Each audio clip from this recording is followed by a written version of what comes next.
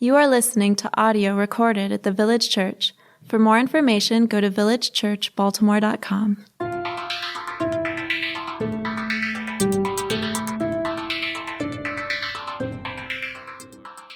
Please stand together as we read today's scripture passage.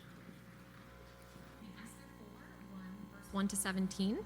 When Mordecai learned all that had been done, Mordecai tore his clothes and put on sackcloth and ashes and went out into the midst of the city, and he cried out with a loud and bitter cry. He went up to the entrance of the king's gate, for no one was allowed to enter the king's gate clothed in sackcloth.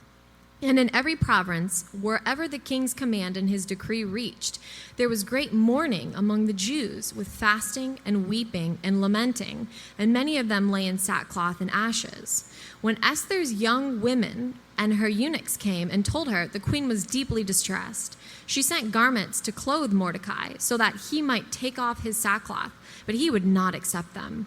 Then Esther called for Hathach, one of the king's eunuchs who had been appointed to her to attend to her, and ordered him to go to Mordecai to learn what this was and why it was.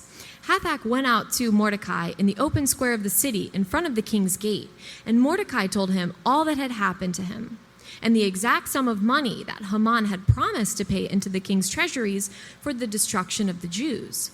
Mordecai also gave him a copy of the written decree issued in Susa for their destruction, that he might show it to Esther and explain it to her and command her to go to the king to beg his favor and plead with him on behalf of her people. And Hathach went and told Esther what Mordecai had said. Then Esther spoke to Hathach and commanded him to go to Mordecai and say, "All the king's servants and the people of the king's provinces know that if any man or woman goes to the king inside the inner court without being called, there is but one law, to be put to death, except the one to whom the king holds out the golden scepter so that he may live. But as for me, I have not been called to come into the king these 30 days. And they told Mordecai what Esther had said. Then Mordecai told them to reply to Esther, "Do not think to yourself that in the king's palace you will escape any more than all the other Jews. For if you keep silent at this time, relief and deliverance will rise for the Jews from another place, but you and your father's house will perish. And who knows whether you have not come to the king for such a time as this?" Then Esther told them to reply to Mordecai, "Go, gather all the Jews to be found in Susa and hold a fast on my behalf. Do not eat or drink for 3 days, night or day. I and my young women will also fast as you do. Then I will go to the king, though it is against the law, and if I perish, I perish." Mordecai then went away and did everything as Esther had ordered him. Thank you, Kira. You may have a seat. There's this thing I heard on Thursday. I'm going to read it. This is a crisis of empathy in our nation. We are never going to solve this crisis if we have to wait for it to personally affect us, or our neighborhood, or our community, before we demand action. You want to know how we get this done? We get this done by having a more courageous empathy, where people don't wait for this hell to visit upon their communities. They stand up and understand the truth of what King said, that injustice anywhere is a threat to justice everywhere. This was said by one of the current U.S. presidential candidates last Thursday during the third Democratic debate. And I want to make it clear, I'm not endorsing this political party. I'm not endorsing this candidate. I'm not even naming this candidate. I'm not even endorsing this candidate's position on gun control, which is the context which this quote is derived. But I want to talk about the principle behind this quote. And the principle is that our nation has a crisis of empathy. Our nation has a crisis of empathy. Many people are unable to empathize with those around them, with the problems and struggles of those around them. Simply put, they do not care about how other people are doing. They only care about themselves. And so when they hear about the sufferings of others, whether it's homeless veterans or natural disaster victims or traveling refugees, they don't do anything. Maybe they will tweet out thoughts and prayers, something like that. But for the most part, they sit on the sidelines passively. They mind their own business. And they keep going. They move on with their day. And even in a more personal sense, sometimes it might not be national news. It might be just you drive by and there are people stranded on the side of the road. Or maybe you hear of coworkers, they're struggling to do their work, they're not doing well financially. Or maybe you hear about extended family members having beef with one another. And we do the same thing. We just mind our own business. We keep doing what we're doing. We sit passively on the sidelines. And this is what people do. This is what is natural for us today. We've become experts at drawing boundaries. We draw boundaries around our lives, maybe around the well-being of our immediate family members, maybe around our work commitments, maybe around our hobbies, maybe our time, our vacation, things like that. We draw these strict boundaries, and we say, if things all fall under my boundaries, under my jurisdiction, then they're my responsibility. But if they don't, then they're not my responsibility. I don't need to worry. I don't need to empathize. However, I don't believe that the true Christian can really live that way. As Dr. Martin Luther King Jr. said, and as this man quotes in the letter from Birmingham jail, injustice anywhere is a threat to justice everywhere. Or, as Jesus taught in the parable of the Good Samaritan, our command to love our neighbors must include even those strangers, even those who are of a different ethnic group, potentially, when we least expect. It may include stepping out of our normal boundaries, our normal conditions, our normal routines to sacrifice generously for those around us, even for strangers. Today we are continuing our 6-week sermon series titled For Such a Time as This. The premise of this series is that there are no accidents. There's always a purpose behind all that we do, and what we're doing in this series is we're following different biblical characters who found themselves in the right place at the right time, and they were able to discover or realize that God had been with them this whole time to bring them to such a time as this so that they can step out in faith and follow God's will. And so we talked about different characters. We talked about Joseph, who went through 13 years of suffering to bring him to a place where he can rescue Egypt from a famine. We talked about Shiphrah and Puah, 2 midwives, seemingly minor characters in the Bible, midwives who eventually saved. They chose to obey God over Pharaoh, and they saved Israel from a genocide. We talked about Rahab, a woman who decided to choose God over her own country, to even commit treason against her own city-state of Jericho to save the spies. And today we're talking about Esther. The sermon is titled The Crisis of Empathy.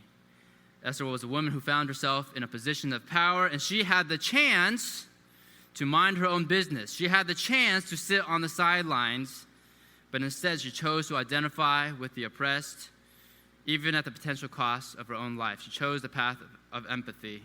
Let's pray real quick, and then we'll dive in. Father, may you open up our eyes through your word.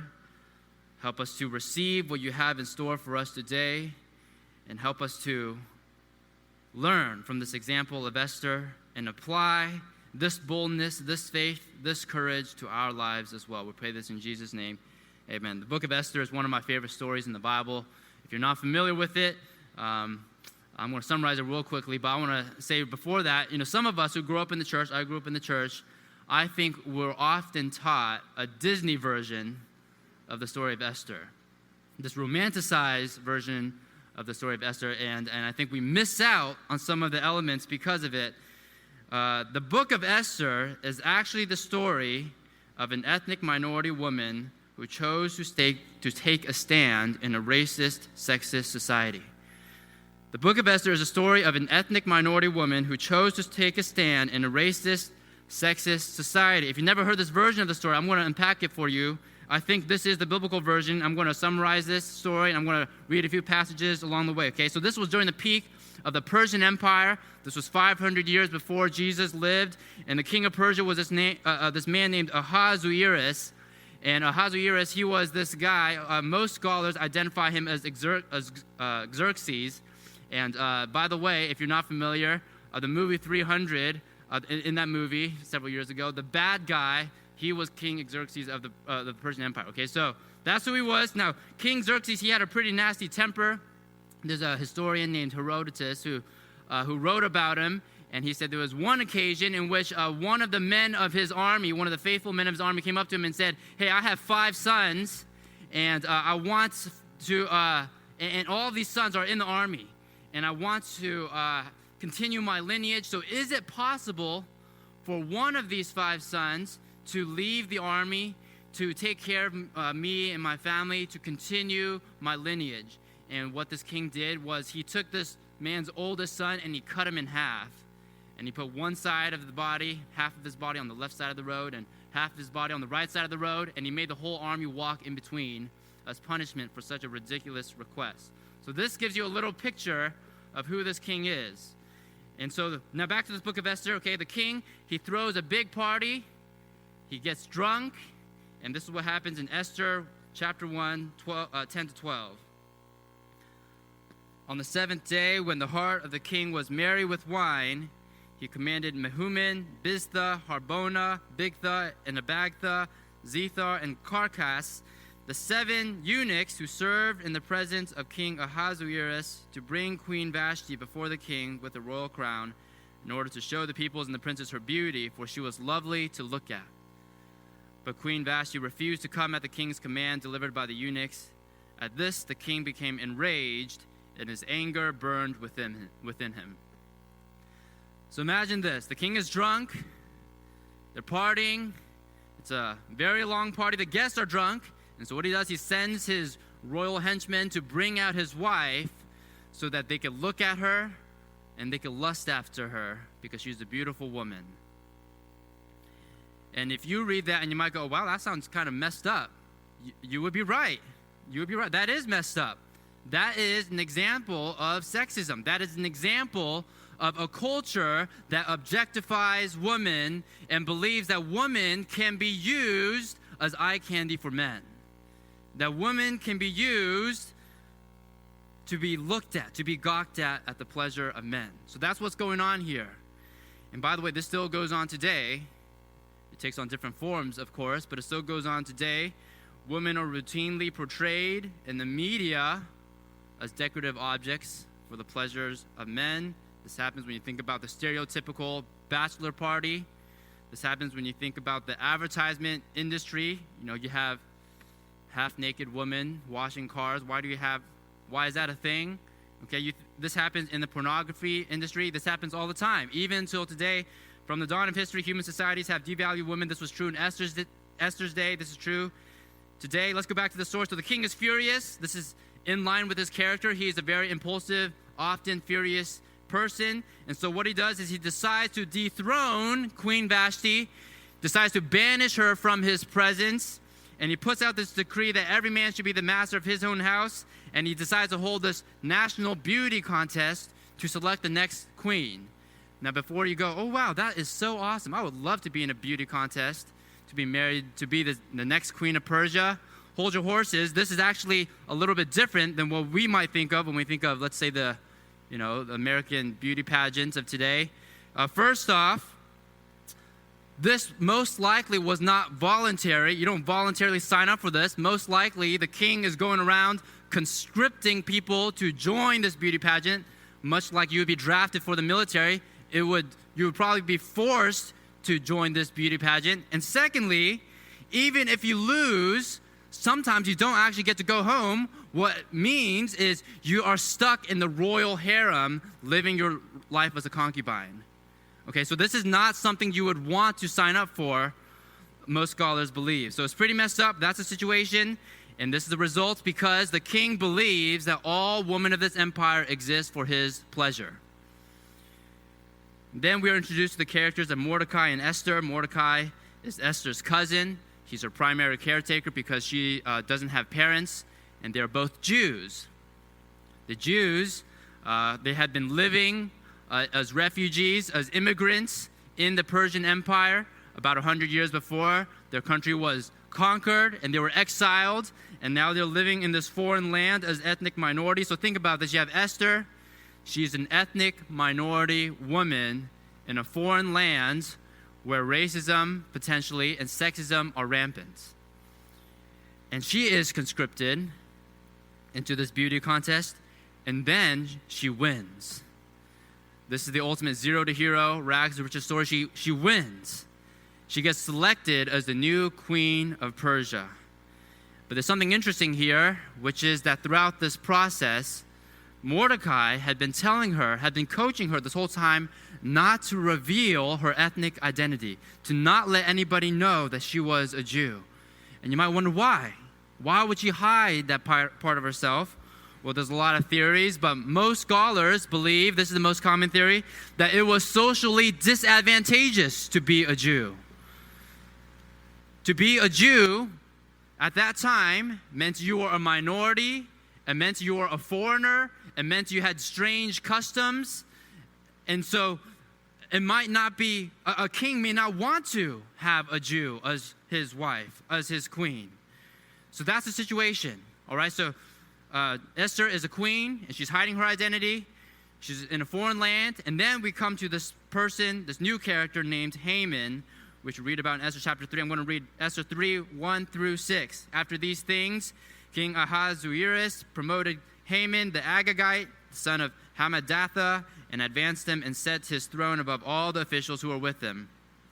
And all the king's servants who were at the king's gate bowed down and paid homage to Haman, for the king had so commanded concerning him. But Mordecai did not bow down or pay homage. Then the king's servants who were at the king's gate said to Mordecai, "Why do you transgress the king's command?" And when they spoke to him day after day and he would not listen to them, they told Haman in order to see whether Mordecai's words would stand, for he had told them that he was a Jew. And when Haman saw that Mordecai did not bow down or pay homage to him, Haman was filled with fury, but he disdained to lay hands on Mordecai alone. So, as they had made known to him the people of Mordecai, Haman sought to destroy all the Jews, the people of Mordecai, throughout the whole kingdom of Ahasuerus. So the king tells everyone to bow down to this guy. Haman, he's the big hotshot of the country. Mordecai refuses, and Haman doesn't like him. He decides to kill not just him, but his whole race, his whole ethnic group. And that's basically the definition of racism, right? What is racism? Racism is to look at one individual and to judge the whole race based off of the caricature, based off of your experience with that one individual. So that's what Haman does. He wants to engage in ethnic cleansing to purge all of Persia of the Jewish people.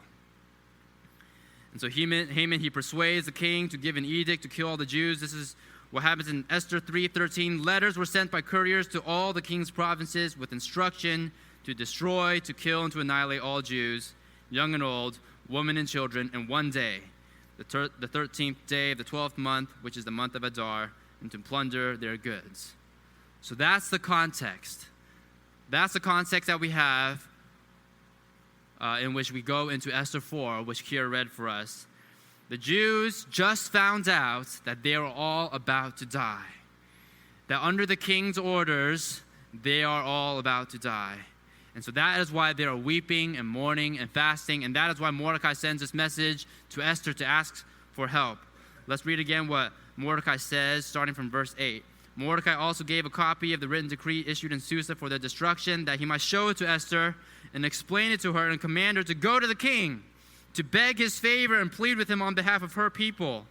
And Hathach went and told Esther what Mordecai had said. Then Esther said to Hathach and commanded him to go to Mordecai and say, all the king's servants and the people of the king's provinces know that if any man or woman goes to the king inside the inner court without being called, there is but one law, to be put to death, except the one to whom the king holds out the golden scepter so that he may live. But as for me, I have not been called to come into the king these 30 days. So Mordecai, he's asking Esther, we're about to be wiped out. You need to go to the king and beg for his favor on behalf of your people. But Esther, she's afraid because at that time, it was not allowed. It was illegal. It was against the law for someone to approach the king on her own initiative without being invited. Now, that might be hard for us to wrap our minds around because we don't have such a thing in our culture. We can talk to our governing authorities all the time. We can vote. We can write letters to them, things like that. But in this day and age, in Esther's day and age, in the Persian Empire, you can't book an appointment with the king. That warrants a death sentence. You could only talk to the king if you were invited. And Esther, she's saying, I haven't been invited for 30 days. So imagine what it must have been like to be Esther. Okay, you're a Jewish woman, you're hiding your identity, you're living in a culture that devalues Jews, that devalues women, and not only that, you're asked to break the law by talking to this king. And mind you, this is the same king with a hot temper. This is the same king who doesn't like defiant women. You remember the last defiant woman? He dethroned her and banished her. Okay, this is the same king who issued an edict that all men should be masters of their household as an example for this defiant woman scenario. And she might be wondering, what if I become a defiant woman in his eyes? That's what's going through her mind. So let's read what Mordecai says, starting from verse 13. Then Mordecai told them to reply to Esther, do not think to yourself that in the king's palace you will escape any more than all the other Jews. For if you keep silent at this time, relief and deliverance will rise for the Jews from another place. But you and your father's house will perish, and who knows whether you have not come to the kingdom for such a time as this. Essentially, he's saying, don't think that just because you are a queen that you can avoid this genocide. In fact, maybe you are a queen exactly so that you can help us who may be potential victims of genocide. And there's an important principle behind all of this. And that is this. People in power can do one of two things. They can choose self-protection or they can choose empathy. People in power can choose one of two things. They can choose self-protection or they can choose empathy. They can choose to use that power to protect themselves, to benefit themselves, to empower themselves, or they can choose to use that power to protect the other and to benefit the other and to empower the other.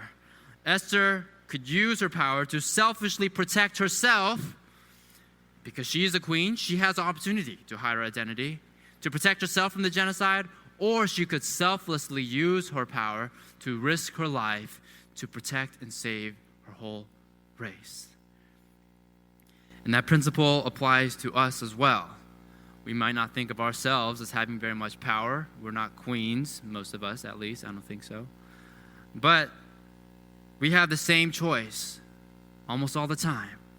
Whenever we encounter people who are vulnerable, whenever we encounter people who are suffering, whenever we encounter people who are not doing well, whenever we encounter people who are in need, during those moments, you are also in a position of power.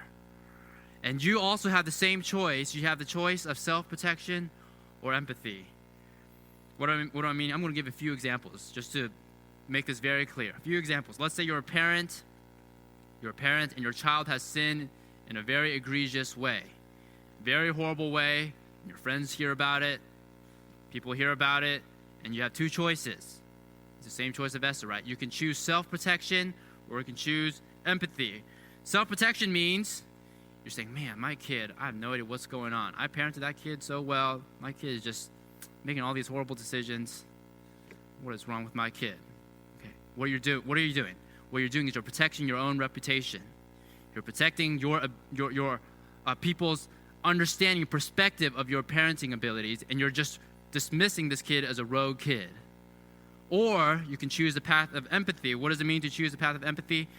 To meet your kid where he or she is at, to talk to them, understand them, forgive, demonstrate grace and truth, work towards healing and restoration. Do you see that?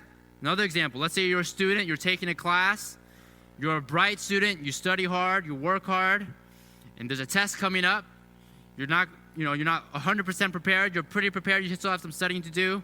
And let's say you find out your buddy over here is a mess, has no idea what's going on. Your buddy has missed half the classes, and the classes where the person has not missed, he's been sleeping through, okay? So that's what's going on, and you have the same option. You can choose self-protection or you can choose empathy. What's self-protection? You're saying this professor's grading on a curve. The worse he does, the better I do. Right? So good for him. It's his fault. Or you can choose the path of empathy. And you go, what? This person's freaking out. This person's not doing well. I'm going to volunteer my time I could be using to study to help this person out. That's the path of empathy. Here's another example. This may be a sensitive thing, but I'm going to go here. Okay, let's say there's a house on your block that's a complete mess. Okay, there's a house on your block, you live on a certain block in this neighborhood, and the house is a mess. There are weeds everywhere, the fence is falling down, there's, it's a mess, okay? And people are concerned, and you have a neighbor come up to you, and they go, hey, I reported this person to the cops, they're going to the city, they're going to find this guy, but they're not responding. So what I'm doing, I'm going around to the whole block. I want all of my neighbors to file a complaint against the city, against this house, because this person is making our housing valley go down in this block, all right? So what happens? You have two choices. You can choose the path of self-protection, or you can choose the path of empathy. What is self-protection? You can say, I want to protect myself. I want to portray myself as a good model citizen. I want to side with all of the good citizens on the block and do my due diligence as a good citizen and file a complaint against this decrepit house. Or what I can do, I can go to this house, knock on the door, and see if there's any way I can help. That's the path of empathy.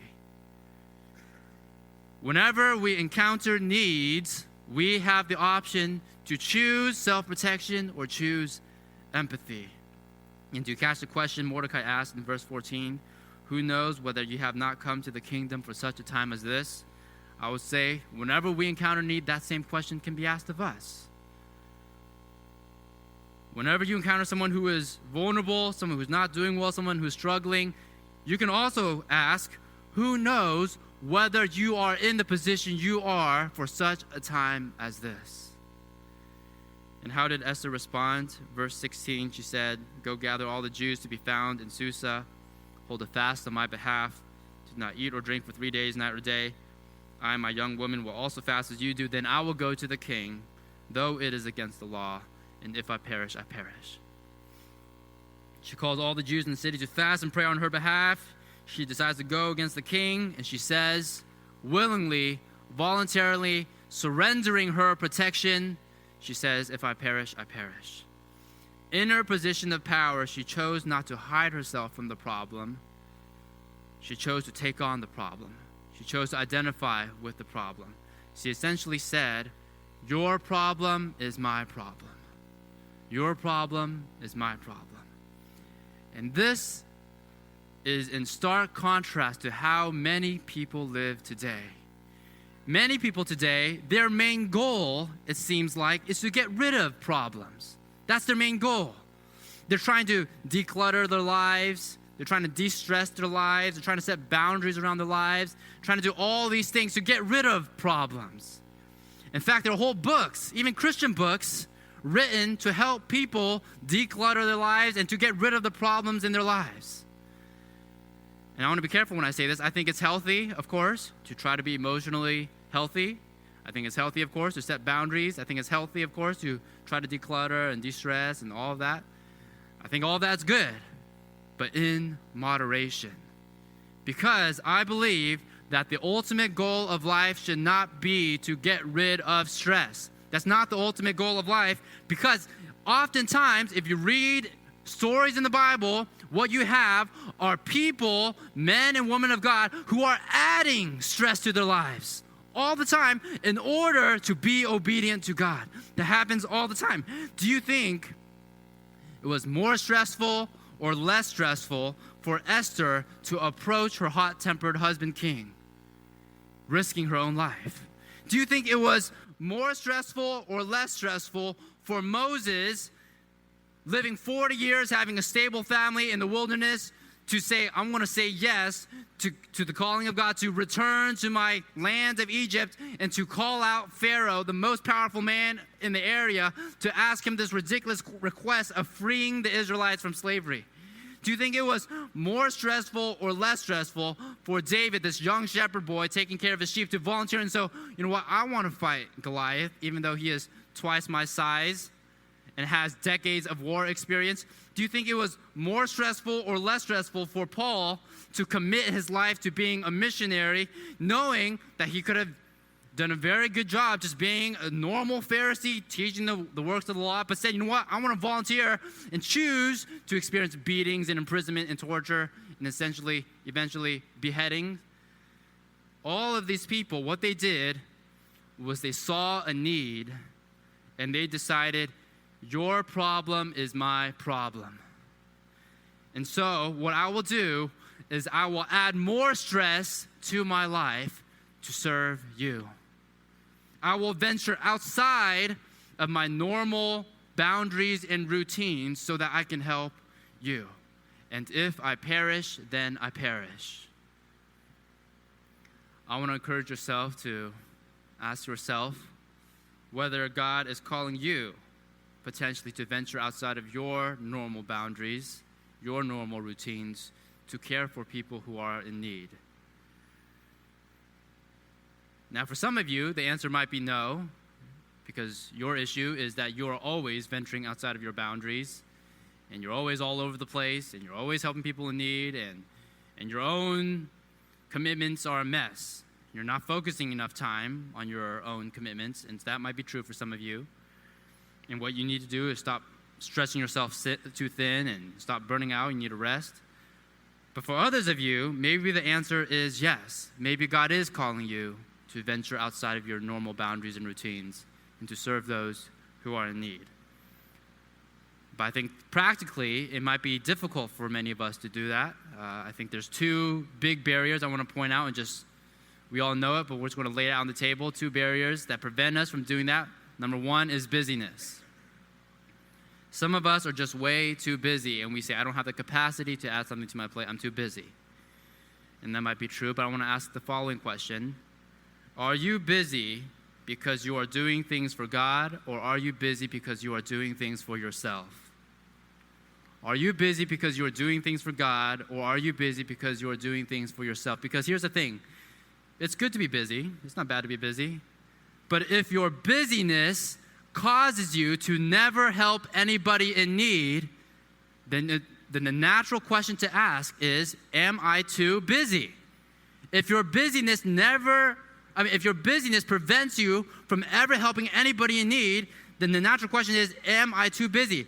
Are there things on my plate that I am doing selfishly for myself that is causing me to be overly busy that I can stop doing so that I can free up some of my time to do things for others? I remember when I was in college, I had a friend. He was a Christian friend, and he was one of the busiest guys I knew. He was a great student. He was involved in a bunch of student organizations. He was part of this fraternity. In fact, he had joined this fraternity to be a light where there was no light.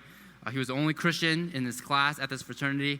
And I remember he would tell me that he would regularly, on a weekly basis, choose to block off a chunk of time and to do nothing but sit in the fraternity house living room. Because that was a high foot traffic area of his house, and people would come in, and that was his opportunity to not be busy enough to not say hi. And so what he would do is he would sit there, and people would walk through, and he would try to talk to people, get to know people, build relationships with people. And what this person was doing was choosing to be less busy to do his own thing so that he could be freed up to care for others. I think we can all learn a thing or two from that. I think it's reasonable for some of us to intentionally cut stuff out of our lives so that we can be more available to help those who are in need. That's number one. A big barrier is we're too busy. Number two, some of us, we underestimate God's ability to work in our lives. We underestimate God's ability to work in our lives. And here's what I mean, okay? Baltimore has a lot of need. I don't think I need to convince you of that. Baltimore has a lot of need. Just the past 2 weeks, I'll name a few needs I came across in my own life. I talked to a man who works 12 hours a day, 7 days a week to support his wife and kids who live in another country. I talked to a woman who had to get her boyfriend arrested because he was violent toward her. I talked to an addict who was trying to enroll in a rehab center but didn't have the insurance to qualify. I talked to a man whose wife recently had a mental breakdown and moved out of the house. I talked to a woman who was in a 3rd trimester pregnancy. The father is dating someone else, doesn't talk to her, and she can't find a stable job. There are needs all the time in our city. And oftentimes what happens is we see these needs and we go, man, if someone would just come along and help this person out, I'm just going to go about my day, go about my own business now. You know what's interesting about the book of Esther? God is never mentioned in the whole book. The name of God is never mentioned in the whole book. At the surface, he seems absent. But remember Mordecai's questions. He said, "For who knows whether you have not come to the kingdom for such a time as this?" And what this question implies is that God was behind the scenes this whole time, orchestrating events in order to put Esther in a position where she could do his will. In other words, God is not absent. He is present in Esther. God is not absent. He is present in Esther. And here's the thing. Oftentimes, the needs that you notice around you are the needs that God has called you to meet. The needs that you notice around you are the needs that God had called you to meet. When you see needs around you, sometimes by default we ask, "Oh, where is God in all of this?"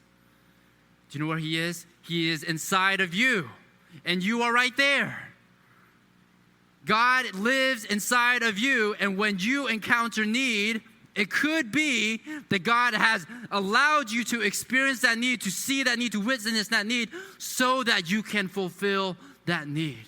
So don't underestimate God's ability to work in your lives. Church, let's not be a bunch of people who mind our own business. Let's not be a bunch of people who passively sit on the sidelines. Let's not be a bunch of people who never leave our boundaries. Let us have love for our neighbors and help those who are in need. You know, my hope in sharing all of this is to inspire you, to motivate you to care for those who are in need. But I imagine that maybe some of you here, you don't feel motivated, and in fact, you feel condemned and guilty because you know you fall short, and you know you have selfishness, and you have tendencies to isolate yourself and to think only about yourself and to not care about others. And some of you are perpetrators of this culture, of this crisis of empathy. And I want to say, I am too. I also am too. Sometimes I think about my own life. I think about the power I have to do good or to do harm, and how often I choose harm. Harm against my wife, harm against my child, harm against my church, harm against my family members, and harm against my friends. And we all go through the same thing. We all, at times, choose not to be empathetic, and we choose to protect ourselves. If that's the case, I want to remind myself of the beautiful truth of the gospel, which is that we are loved and accepted, not because of our empathy, but because of Jesus' empathy. We are saved not because we are good at loving others. We are saved because Jesus loved us, and he helped us. You know why we have a crisis of empathy? It's because we have sin. Romans 5:6 says, "For while we were still weak, at the right time, Christ died for the ungodly." Do you see what God did? God showed empathy to us, even when we chose selfishness and isolation and passivity. And so just as Esther intervened at the right time to save the Jews, Jesus intervened at the right time and saved us. And how did he do it? By giving away all of his power, emptying himself of everything, even to death on the cross. In a moment, we'll be having a time of communion, and communion is when we remember what Jesus did. The story of Esther ends with the salvation of the Jews, and afterwards, what the Jewish people did every year was they celebrated this holiday called Purim, in which they remembered that day when all the Jews were saved because of one woman's decision to risk her life for her people. And at the communion table, we do something very similar. We remember that all of humanity has the opportunity to be saved because of one man's decision to risk his life for the sake of his people. And that was Jesus. Jesus chose to say, "If I perish, I perish." At the cross, he willingly offered up his life, experienced the pain and suffering and death of humanity, gave it up for us all so that we who trust in him would be saved. So when you are ready, we're going to pray, but afterwards, when you're ready, feel free to line up on either side of the aisle, take the bread, which represents Jesus' body, dip it in the cup, which represents Jesus' blood, eat of it and remember him. Remember that we are saved by the death of Jesus. For just as Esther saved the Jews, by facing death. Jesus saved us by facing death. Let's pray. God, we thank you so much for Jesus. We thank you that even though we fail, even though we let you down, even though we choose not to love our neighbors, even though we choose to think about nothing but ourselves at times, even though we choose to look the other way when we see need, even when we fill up our schedules with busyness spent on nothing, nobody but ourselves, you looked down on us and you said, I love you. I will give myself for you. I will sacrifice for you. I will leave my stress-free life. I will leave my boundaries, the boundary of heaven, and come to earth to dwell with you, to take on sin head on. And thank you, Jesus, that you said, your problem of sin will be my problem too. Thank you that you joined us in hunger and suffering and pain, even in death. Thank you that you allowed yourself to be betrayed, tortured, beaten for us, and you chose to perish so that we would never perish, and rather that we would have life. So God, I pray that these glorious truths of the gospel may shape our hearts, define our hearts, influence our hearts, mold us, so that we would be the men and women you call us to be, that we would be like Esther, that we would go above and beyond the normal routines of life, and that we would be your hands and feet, so that when we see needs around us, we can at times feel empowered and equipped by your Spirit to say, I will step in. I will step in. I will be the man and woman or woman in the gap. I will love. I will serve. And if I perish, I perish.